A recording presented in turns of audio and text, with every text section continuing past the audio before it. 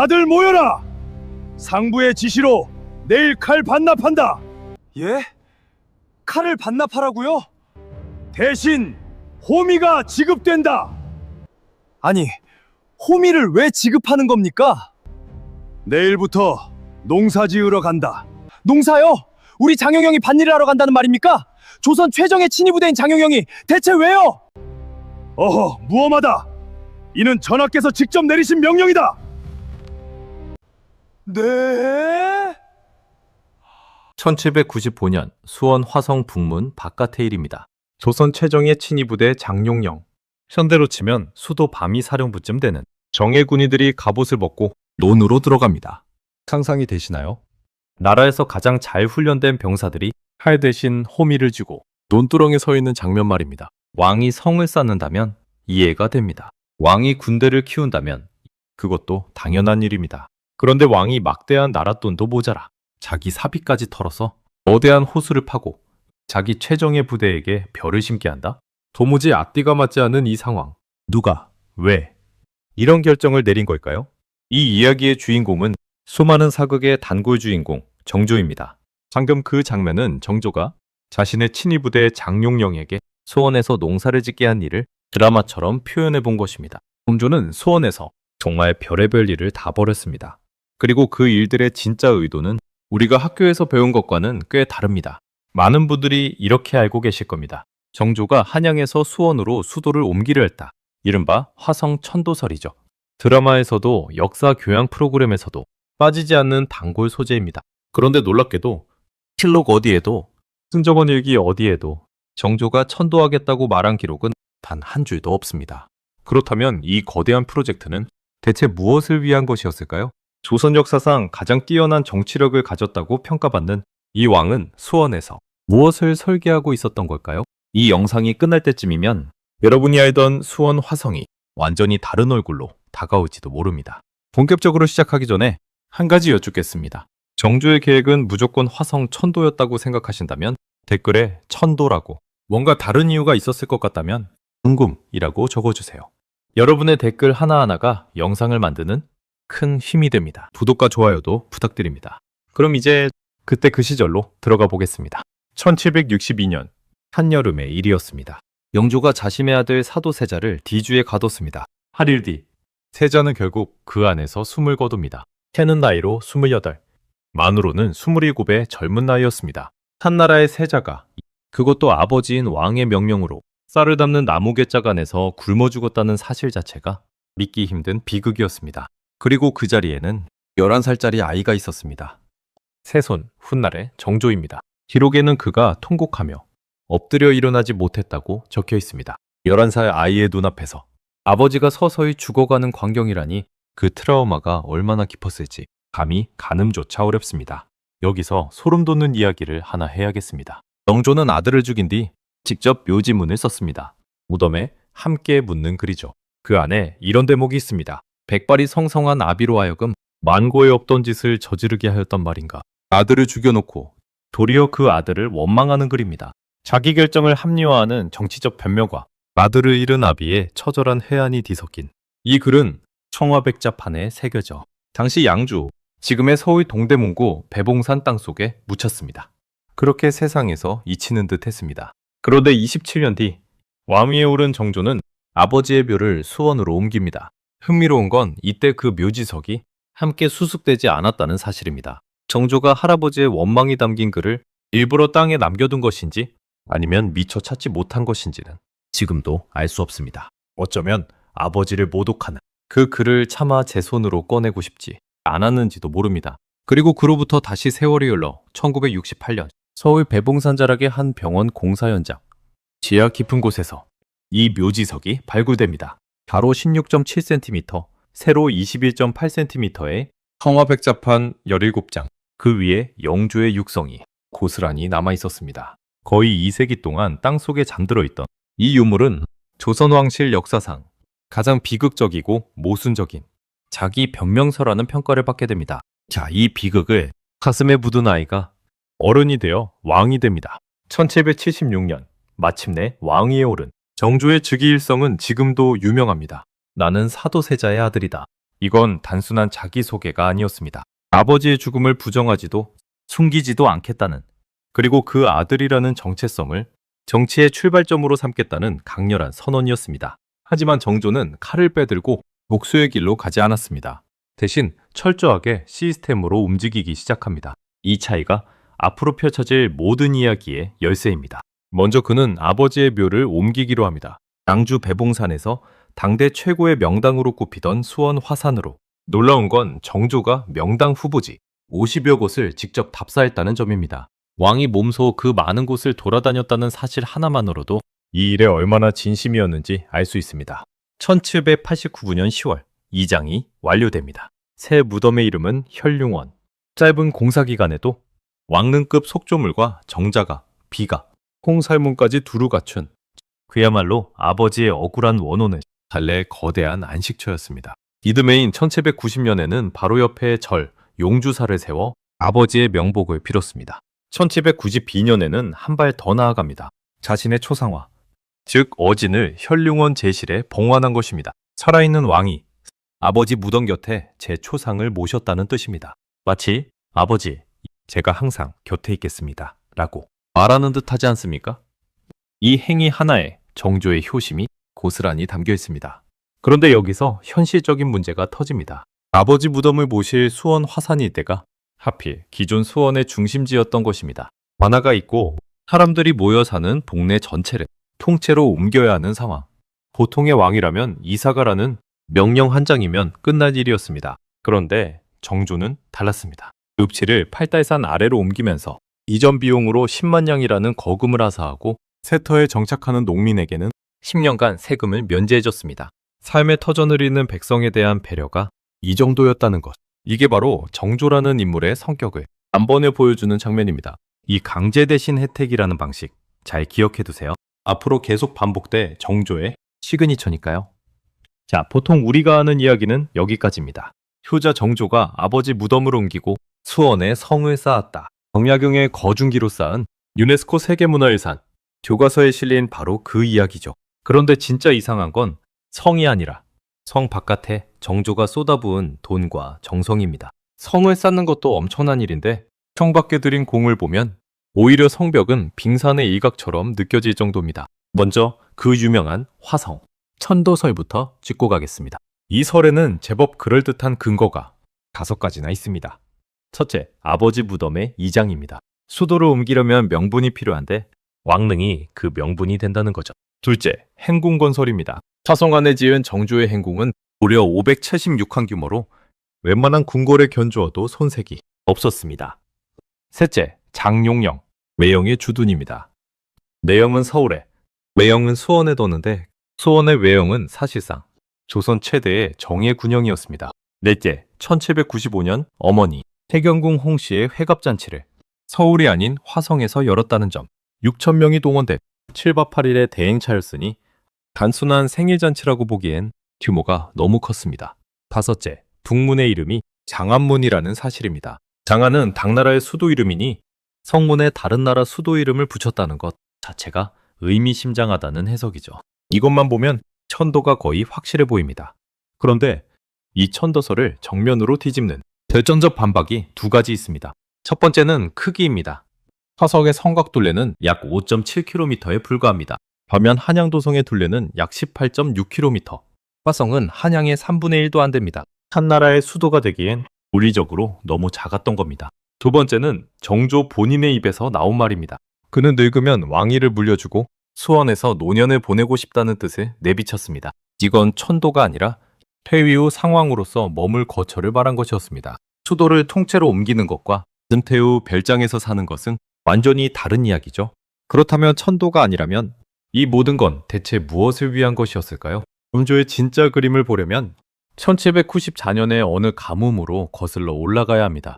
1794년 화성 축성공사가 시작됩니다. 그런데 하필 그해 대가뭄이 닥칩니다. 수원 일대 농사가 흉작 위기에 놓이고 말죠. 보통의 왕이라면 어떻게 했을까요? 부역을 면제해주거나 창고를 열어 곡식을 풀어 당장의 굶주림을 달래는 정도에서 그쳤을 겁니다. 하지만 정조의 머릿속에 떠오른 건 리봉책이 아니라 근본적인 해결책이었습니다. 물을 저장하면 된다. 이 단순하지만 본질을 꿰뚫는 한 문장이 이후 벌어지는 모든 일의 출발점이 됩니다. 1795년 정조는 화성 북문 밖에 거대한 인공저수지를 파기 시작합니다. 이름은 만석거, 만석의 곡식을 거둘 수 있는 저수지라는 뜻입니다. 이름부터가 목적을 노골적으로 드러내고 있죠. 둘레가 1022보, 지금 단위로 약 1.2km에 달했고 물에 잠긴 면적만 약 24.7헥타르, 평균 수심은 1.8m. 이 저수지 하나가 물을 댈 수 있는 농경지가 무려 82헥타르가 넘었습니다. 단순한 웅덩이가 아니라 지역 전체의 농업 구조를 바꿀 수 있는 거대한 인프라였던 겁니다. 그런데 정조는 여기서 멈추지 않습니다. 만석거가 완공되자 그 물을 끌어다 대유둔이라는 국영농장을 만듭니다. 크게 소유한다는 뜻이죠. 그리고 이 농장의 운영 방식이 200년 전 조선이라고는 믿기 힘들 만큼 파격적이었습니다. 장용영 군인과 그 가족, 수원으로 흘러들어온 떠돌이 백성, 일반 농민까지 신분을 가리지 않고 능력과 의지에 따라 땅을 나눠줬습니다. 수확의 절반을 국가에 내는 방식이었는데 종자와 농사용소는 장용영이 제공했기 때문에 그야말로 빈손으로 와도 농사를 시작할 수 있었습니다. 심지어 경작자 개인에게는 세금을 면제해주는 땅까지 따로 보장해줬습니다. 나라를 위해 일하면서 동시에 제 주머니도 챙길 수 있게 설계한 겁니다. 자, 이제 도입부의 그 황당했던 장면을 다시 떠올려 보십시오. 팔을 반납하고 호미를 든 장용영 군인. 그건 미친 짓이 아니라 정교하게 설계된 시스템이었습니다. 핵심 개념은 병농상호. 군인이 곧 농민이고 농민이 곧 군인이라는 뜻입니다. 군인이 평시에는 농사를 짓고 그 수확으로 군영의 살림을 스스로 충당하다가 전시에는 곧바로 전투에 투입되는 구조. 정조는 만성적자에 시달리던 기존 군영의 비효율을 이 혁신적인 방식으로 뿌리부터 해결하려 한 겁니다. 결과가 어땠을까요? 정조 말기에는 조정의 재무부서가 오히려 장용영의 넉넉한 곳간에서 돈을 빌려 쓸 정도가 됩니다. 군대가 국고에 손을 벌리는 게 아니라 거꾸로 국가 재정을 도와주는 상황. 이건 동서양 역사를 통틀어 찾아보기 힘든 사례입니다. 실제로 화성 축성 비용의 상당 부분도 바로 이 장용영의 재정에서 나왔습니다. 자, 그런데 이 거대한 프로젝트를 현실로 만들어준 천재가 한 명 있습니다. 잠깐 그 사람을 소개해야겠습니다. 1795년 윤 2월 9일 새벽 정조의 화성인차가 시작됩니다. 6,000명의 행렬이 창덕궁을 출발해 한강에 도착했죠. 그런데 한강 위에 놀라운 광경이 펼쳐져 있었습니다. 수십 척의 배를 닷줄로 엮어 만든 다리, 이른바 배다리가 강 위에 가지런히 놓여 있었던 겁니다. 과거에는 왕이 한강을 건널 때마다 배 수백 척을 마구잡이로 징발했습니다. 생업에 쓸 배를 빼앗긴 백성들의 원성이 자자할 수밖에요. 정조는 이 민폐와 낭비를 획기적으로 줄이라고 명합니다. 이 까다로운 과제를 받아든 사람이 당시 27살의 젊은 학자 정약용이었습니다. 정약용은 주교진함이라는 설계 매뉴얼을 직접 만들고 다리의 핵심 선박을 36척으로 규격화해냅니다. 수백 척이 필요하던 일을 36척으로 줄이면서도 엄청난 하중을 견디게 만든 것. 그 비결은 배의 배치 각도와 닷줄의 장력을 정밀하게 계산한 데 있었습니다. 20대 청년이 만들어낸 설계라고는 믿기 어려운 정교함이었죠. 우리가 아는 정약용은 대부분 거중기를 만든 사람입니다. 하지만 거중기 이전에 바로 이 배다리가 있었습니다. 배다리가 멋지게 성공했기 때문에 정조는 몇 년 뒤 화성 축성이라는 훨씬 더 큰 부대에서 30줄에 접어든 정약용을 다시 한번 중용한 것입니다. 정조에게 정약용은 단순한 학자가 아니었습니다. 무엇이든 현실로 만들어내는 최고의 프로젝트 매니저였던 셈입니다. 그런데 아무리 뛰어난 기술이 있어도 정작 일할 사람이 없으면 성은 올라가지 않습니다. 자, 여기서 우리는 피할 수 없는 돈 이야기를 해야 합니다. 그리고 바로 이 돈 이야기에 정조라는 인물의 진짜 위대함이 숨어 있습니다. 화성 축성에는 연인원 약 70만 명이라는 어마어마한 노동력이 투입됐습니다. 공사 기간만 약 2년 9개월. 그런데 여기서 조선 역사를 통틀어 가장 파격적인 일이 벌어집니다. 당시 조선의 대규모 토목공사는 부역으로 진행되는 게 상식이었습니다. 백성을 강제로 끌어와 한 푼도 주지 않고 일을 시키고 도망치면 가혹하게 처벌하는 무보수 강제노동. 수백 년간 아무도 의심하지 않던 관행이었죠. 정조는 이 뿌리 깊은 패러다임 자체를 부셔버립니다. 일한 만큼 돈을 주는 임금 노동을 전면 도입한 겁니다. 일반 인부에게는 하루 이전 오픈, 볼을 다루는 석수에게는 사전 오픈에 쌀 6대를 별도로 지급했습니다. 목수, 미장이, 기와장이, 대장장이까지 기술 수준에 따라 임금을 차등 지급했죠. 기술이 높을수록 더 많이 받는다. 이건 오늘날의 성과급 체계와 다를 게 없습니다. 전문 기술자만 1800명 넘게 참여했고 품삯으로 나간 돈만 무려 30만 명이 넘었습니다. 그런데 진짜 놀라운 건 따로 있습니다. 공조는 아픈 노동자에게도 돈을 줬습니다. 일하지 못하는 치료기간에도 하루 쌀 한 대와 돈 이전에 지급하라고 명한 겁니다. 18세기에 일종의 유급 병가 제도를 시행한 셈입니다. 지금 기준으로 봐도 깜짝 놀랄 만큼 진보적이죠. 여기서 끝이 아닙니다.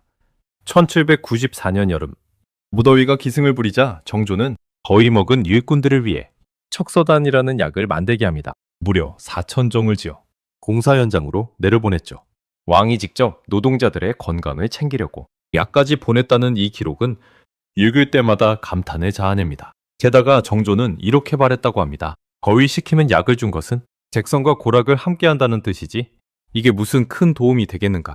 약 몇 알로는 부족하다며 안타까워하는 왕의 진심이 묻어나는 말입니다. 그런데 이 품삯, 단순한 인건비가 아니었습니다. 수원에 모여든 사람들이 돈을 벌어 소비하고 그 소비가 시장을 키우고 시장이 다시 도시를 키우는 선순환. 공조는 성을 쌓으면서 동시에 거대한 경제부양책을 펼치고 있었던 겁니다. 정책 하나로 두세 가지 효과를 한꺼번에 노리는 이 치밀함이야말로 정조의 진면목입니다. 그리고 이 모든 게 가능했던 또 다른 비결이 바로 정약용의 기계들이었습니다. 유럽의 대형 공사들을 떠올려 보십시오. 사람이 모자라면 더 끌어오고 그래도 모자라면 문자 그대로 죽을 때까지 부려먹었습니다. 노동력의 한계를 더 많은 노동력으로 때운 거죠. 공조는 정반대로 갔습니다. 사람을 더 끌어오는 대신 정약용에게 기계를 설계하게 한 겁니다. 그 유명한 거중기는 위아래에 4개씩 총 8개의 도르래를 연결한 장치였습니다. 이 기계 하나로 7.2톤짜리 거대한 돌을 단 30명의 힘으로 들어올릴 수 있었습니다. 한 사람당 240kg을 감당한 셈이죠. 거중기뿐만이 아니라 자재를 성벽 위로 끌어올리는 농로, 무거운 석재를 효율적으로 나르는 특수수레, 유연거까지 이 기계들이 공사 현장의 풍경을 완전히 바꿔놓았습니다. 그 결과는 숫자가 증명합니다. 원래 10년으로 예상됐던 공사가 실제로는 약 2년 9개월 만에 끝났습니다. 임금을 꼬박꼬박 주면서도 기계로 예산을 아끼고 기간까지 획기적으로 단축한 겁니다. 기용 효율, 기술 혁신, 노동자 복지, 이 3마리 토끼를 동시에 잡은 건설 프로젝트는 18세기는 물론이고 그 후로도 한참 동안 세계 어디서도 찾기 어렵습니다. 성이 올라가는 동안 성 밖에서는 또 다른 거대한 실험이 벌어지고 있었습니다. 바로 도시를 만드는 일입니다. 1791년 정조는 심해통공을 단행합니다. 서울의 시전 상인들이 쥐고 있던 특권, 즉 허가 없는 장사를 단속할 수 있는 금난 정권의 핵심 품목을 다루는 6.1점만 빼고 전면 폐지해버린 겁니다. 수백 년간 이어진 상업 독점 체제를 단숨에 해체한 파격적인 조치였죠. 덕분에 기득권 규제가 전혀 없던 신도시 수원은 상업의 날개를 달게 됩니다. 정조는 서울의 부유한 상인들을 수원으로 끌어들이기 위해 당시로선 상상하기 힘든 조건을 내 겁니다. 무이자로 1000량을 빌려줘 집을 짓게 하고 기와를 원가에 공급해 기와집 부담을 덜어주고 장사할 시장 공간까지 마련해줬습니다. 여기서도 어김없이 강제가 아니라 혜택입니다. 특히 감탄스러운 건 시장 운영 방식입니다. 성 안시장과 성박시장이 열리는 날을 엇갈리게 짜서 매일 어딘가에서는 반드시 장이 서도록 설계한 겁니다. 게다가 수원 주변으로 9개의 위성시장을 열면서 이 장날들이 서로 겹치지 않도록 날짜까지 세심하게 조율했습니다. 오늘날로 치면 물류와 유통의 허브를 체계적으로 구축한 것과 다름없습니다. 200년 전에 이런 발상을 했다는 게 그저 놀라울 따름이죠. 결과는 숫자로 명확하게 드러납니다. 1790년 수원 세읍체의 민가는 고작 63호에 불과했습니다. 그런데 불과 2년 뒤인 1792년에는 719호, 11배 넘게 폭증한 겁니다. 누가 강요한 것도 아닌데 사람들이 제발로 수원에 모여들었습니다. 멀리 전라도에서 천리길을 걸어 자발적으로 올라온 이들도 있었다고 하죠. 강제가 아니라 기회가 사람을 움직인다. 정조는 이 단순한 진리를 정확히 알고 있었던 것 같습니다. 그리고 1799년 정조는 화성 서쪽 여기산 아래에 두 번째 인공저수지를 만듭니다. 이름은 충만제, 10,000가지 복을 쌓아 빈다는 아름다운 뜻을 담은 이름입니다. 규모는 앞서 만든 만석거보다 훨씬 컸습니다. 개방 길이만 1200척이 넘었고 2개의 수문을 설치해 물의 양을 정밀하게 조절할 수 있게 했습니다. 단순히 물을 가두는 게 아니라 수문으로 유량까지 통제한다는 것. 이건 즉흥적인 토목공사가 아니라 고도로 계획된 수리 시스템이었다는 증거입니다. 그런데 이 충만제의 건설비 3만 양은 대체 어디서 나왔을까요? 놀랍게도 정조의 내탕금에서 나왔습니다. 외탕금이란 국고가 아닌 왕의 개인 주머니 돈입니다. 즉 정조는 자기 사유재산을 통째로 털어 백성을 위한 거대한 인프라를 지어준 겁니다. 이게 왜 그렇게 대단한 일일까요? 딱 세 가지만 비교해보면 그 의미가 선명해집니다. 첫째, 일회성 퍼주기에서 미래를 위한 투자로의 전환입니다. 이전 왕들도 착한 일에 외탕금을 쓰긴 했습니다. 가뭄에 쌀을 나눠주거나 벌을 고쳐짓거나 고생한 군사에게 보너스를 주는 식이었죠. 당장의 위기를 넘기거나 왕의 자비를 과시하는 소비였습니다. 정조는 달랐습니다.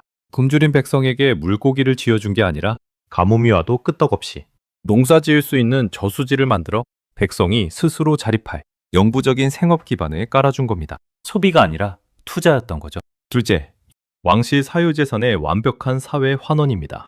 어떤 왕은 그 돈을 개인의 사치에 썼고 어떤 왕은 친인척 품위유지비로 썼습니다. 정조는 이 돈을 공공의 이익을 위해 통째로 사회에 돌려줬습니다.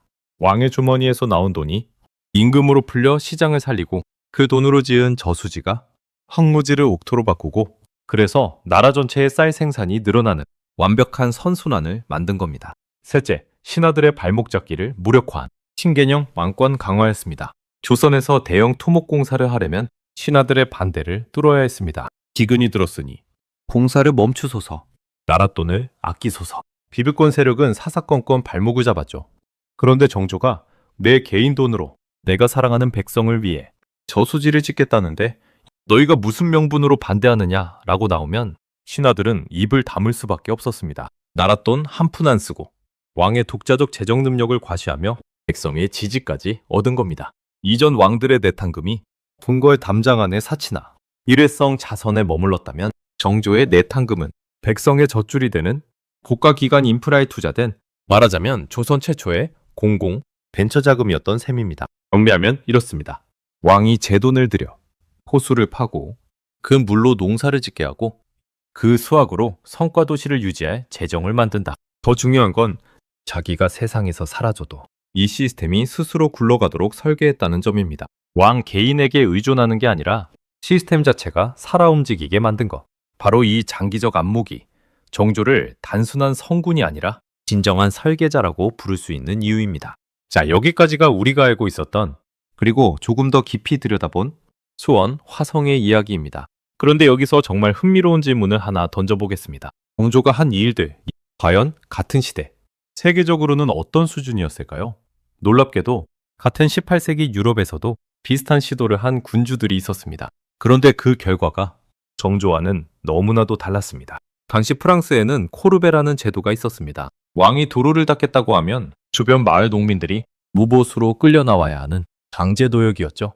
그것도 하필 농번기에 자기 밭에 씨를 뿌려야 할 바로 그때 삽을 들고 왕의 도로를 깔아야 했습니다. 한 귀족조차 이 제도를 두고 지금까지 견뎌온 것 중 가장 끔찍한 세금이라 불렀습니다. 귀족이 끔찍하다고 할 정도면 그 아래 농민의 고통은 말할 것도 없었겠죠. 1776년 재무장관 티르고가 마침내 칼을 빼듭니다. 코르베를 폐지하겠다며 칙령을 발표하죠.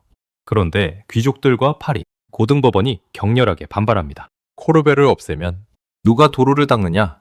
프랑스의 체제가 무너진다는 논리였죠. 결국 칙령은 불과 몇 달 만에 폐기되고 티르고 본인마저 실각하고 맙니다. 옳은 개혁을 시도한 사람이 오히려 쫓겨난 겁니다. 코르베가 최종적으로 사라진 건 1789년 바스티유 감옥이 함락되고 프랑스 대혁명이 터진 뒤에야 비로소 가능했습니다. 왕의 목이 날아가고 수많은 피가 흐른 뒤에야 부역이 사라진 겁니다. 이제 같은 시기 조선을 보겠습니다. 정조가 화성 축성을 결정하자 대신들이 줄줄이 나서서 건의합니다. 자의정 체제공을 비롯한 내노라하는 대신들이 한 목소리로 말하죠. 부역으로 징발해야 합니다. 공자도 백성을 때에 맞게 부린다고 하지 않았습니까? 유교 경전까지 끌어와 부역의 정당성을 주장한 겁니다. 정조는 이를 단칼에 거부합니다. 이유는 단 한 가지였습니다. 한 사람이라도 노역에 지치는 패단이 있을까 염려된다. 그리고 모든 일꾼에게 반드시 품삯을 지급하라고 명합니다. 결과가 어땠을까요? 전국에서 일꾼들이 몰려들었습니다. 강제로 끌고 오는 부역 현장이 아니라 사람들이 제 발로 달려오는 일터가 된 거죠. 오히려 너무 많이 몰려와서 과도한 인구 유입을 막으라는 특명이 지방관들에게 내려갈 정도였습니다. 끌어와야 할 사람들이 돈 번다는 소문에 알아서 모여드는 역전현상. 이게 바로 시스템의 힘입니다. 프랑스는 부역을 없애는데 혁명이 필요했습니다. 정조는 신하들의 반대를 물리치고 피 한 방울 흘리지 않고 결정 하나로 같은 일을 해냈습니다. 창업 독점 문제도 마찬가지입니다. 프랑스에는 길드가 있었습니다. 빵을 만들려면 빵 길드에, 옷감을 짜려면 직물 길드에 반드시 가입해야 했죠. 가입비는 터무니없이 비쌌고 새로운 사람의 시장 진입은 사실상 봉쇄돼 있었습니다. 경쟁이 사라지니 물가는 치솟고 혁신할 이유가 없으니 기술은 정체되고 그 피해는 고스란히 소비자에게 돌아갔습니다. 조선에도 똑같은 구조가 있었으니 바로 앞서 말한 금만 정권입니다. 이 독점의 폐해가 얼마나 심했는지 소금값이 정상가의 7, 8배까지 치솟고 외전 매석이 횡행해 서민 생활이 피폐해질 정도였습니다. 프랑스의 티르고는 길드 폐지도 시도했지만 이 역시 몇 달 만에 폐기됩니다. 길드가 진짜로 사라진 건 그로부터 15년이 지나 프랑스 대혁명이 터진 뒤인 1791년이었습니다. 혁명이라는 어마어마한 대가를 치르고서야 가능했던 거죠. 그런데 여기서 소름 돋는 우연이 있습니다. 프랑스에서 길드 독점이 법으로 폐지된 게 1791년, 그리고 조선의 신해통공이 시행된 것도 바로 같은 해 1791년입니다. 지구 정반대편에서 거의 같은 해, 거의 같은 내용의 개혁이 일어난 겁니다. 서로의 존재조차 몰랐을 두 나라에서 동시에 같은 문제의식이 터져나왔다니 역사의 묘한 우연이라고밖에 할 수 없습니다. 차이는 분명합니다. 프랑스는 이 개혁을 위해 바스티유를 무너뜨리고 루이 16세의 목을 자르고 수많은 사람이 단두대에 올라야 했습니다. 정조는 체제공과 회의를 하고 결정을 내렸습니다. 그것으로 끝이었습니다. 혁명 없는 개혁, 피 없는 변화, 같은 목표를 향해 한쪽은 피해 강을 건너야 했고 다른 한쪽은 회의실에서 끝낸 겁니다. 신도시 건설은 어떨까요? 여기엔 정말 충격적인 비교 대상이 있습니다. 정조보다 약 90년 앞서 러시아의 표트르 대제가 상트페테르부르크를 세웁니다. 유럽으로 향하는 창을 대겠다는 야심찬 프로젝트였죠. 그런데 표트르의 방법은 한마디로 강제였습니다. 매년 수만 명의 농민이 징집되어 수백 킬로미터를 걸어서 공사장으로 끌려왔습니다. 오장 경비병이 호송했지만 그 가혹함을 견디지 못해 상당수가 도중에 도망쳤습니다. 현장에 도착한 이들은 새벽부터 해질 때까지 끝없이 늪지대에 말뚝을 박아야 했죠. 보수라곤 호밀가루 한 줌이 전부였습니다. 잠잘 집도 없어 땅을 파고 움막에서 잤습니다. 추위와 굶주림과 질병이 쉴 새 없이 사람들을 집어삼켰고 수천, 어쩌면 수만 명이 이름도 없이 죽어갔다고 전합니다. 산트페테르부르크가 뼈 위에 세운 도시라는 섬뜩한 별명을 얻게 된 이유입니다. 같은 신도시를 90년 뒤 정조는 어떻게 만들었습니까? 강제 이주가 아니라 10년 면세, 무보수 노동이 아니라 무이자 대출, 강제 동원이 아니라 자발적 정착. 한쪽은 수만 명의 죽음 위에 세워진 도시였고 다른 한쪽은 사람들이 제발로 11배나 몰려든 도시였습니다. 같은 목표를 향해 걸어간 두 군주의 길이 이토록 정반대 철학에서 출발했다는 사실이 깊은 생각을 하게 만듭니다. 그렇다면 간척과 개간은 어땠을까요? 여기엔 정조와 거의 동시대를 산 유럽의 대표적 계몽군주가 등장합니다. 프로이센의 프리드리히 대왕입니다. 프리드리히는 오더강 유역의 거대한 늪지대를 농경지로 바꾸는 대역사를 벌였습니다. 무려 15년에 걸쳐 약 6만 헥타르에 달하는 새 농지를 확보하는 데 성공하죠.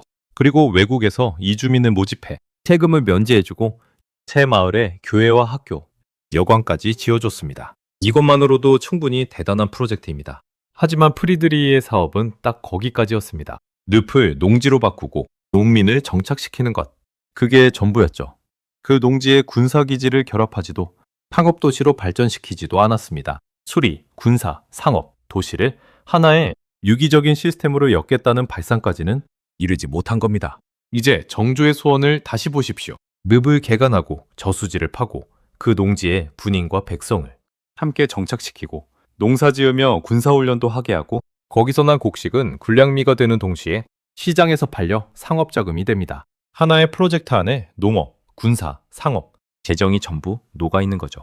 프리드리히의 사업이 늪에서 농지로, 농지에서 정착으로 이어지는 일직선이었다면 정조의 수원은 저수지에서 농지로, 농지에서 군사로, 군사에서 시장으로, 시장에서 세금으로, 세금에서 다시 저수지 관리로 돌아오는 거대한 순환이었습니다. 직선과 원의 차이, 바로 이 구조적 차이가 정조의 설계가 동시대 유럽의 어떤 군주보다 한 차원 높았음을 보여주는 핵심입니다. 물론 비교 조건이 완전히 같지는 않습니다. 유럽 절대왕정과 조선국왕의 권력 구조나 재정 운영 방식은 분명 달랐으니까요. 하지만 그 차이를 감안하더라도 정조가 보여준 통합적 설계의 수준은 놀라운 만큼 앞서 있었습니다. 자, 지금까지의 비교를 한자리에 모아보겠습니다. 프랑스의 티르고는 부역 폐지를 시도했지만 몇 달 만에 좌절했고, 상업 독점의 채는 피비린내 나는 혁명을 겪고서야 가능했습니다.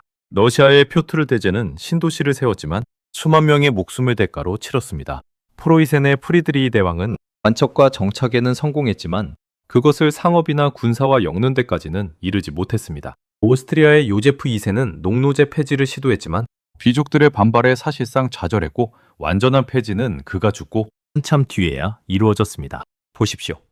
이 군주들은 각각 하나의 개혁을 시도했고 그 하나마저 실패하거나 엄청난 대가를 치러야 했습니다. 정조는 6가지를 동시에 해냈습니다. 그것도 하나의 도시 안에서 말입니다. 첫 번째 톱니바퀴는 병농일치, 군인이 농사를 짓고 농민이 성을 지키는 군사와 농업의 통합입니다. 두 번째는 수리시설 만석거와 충만제, 두 저수지가 광활한 농지에 안정적으로 물을 댔습니다. 세 번째는 전면적 임금노동, 부역 대신 품삯을, 기술에 따라 성과급을, 아픈 노동자에게는 병가까지 보장했습니다.